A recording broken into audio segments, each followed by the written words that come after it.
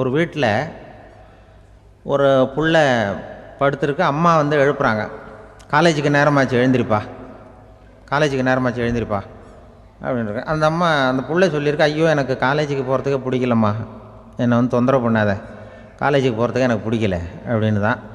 அப்போ அந்த அம்மா சொல்லியிருக்கு, ஏன் உனக்கு காலேஜுக்கு போகிறதுக்கு பிடிக்கல, கல்லூரிக்கு போகிறதுக்கு, அதுக்கு 2 காரணம் சொல்லு அப்படின்னுருக்க. அப்போ அந்த புள்ளை சொல்லிச்சான், ஏன் பிடிக்கலன்னா கல்லூரியில் இருக்கிற வாத்தியாருக்கும் என்ன பிடிக்க மாட்டேங்குது, ஆசிரியர்களுக்கும். 2வது காரணம், கல்லூரியில் படிக்கிற மாணவர்களுக்கும் என்ன பிடிக்கல, அதனால் நான் காலேஜுக்கு போக மாட்டேன்ற குழந்தை இந்த புள்ள சொல்லியிருக்கு. அம்மா வந்து அப்படிலாம் நீ இதுக்காக போகாமல் இருக்கக்கூடாது, நீ போய் தான் ஆகணும் அப்படின்னு பிடிவாதமாக அந்த அம்மா பிள்ளைய எழுப்புனாங்களாம். சரி, நான் எதுக்கு காலேஜ் போகணும்னு சொல்கிறேன், அதுக்கு நீ 2 காரணம் சொல்லு அப்படின்னு தான் அந்த புள்ள.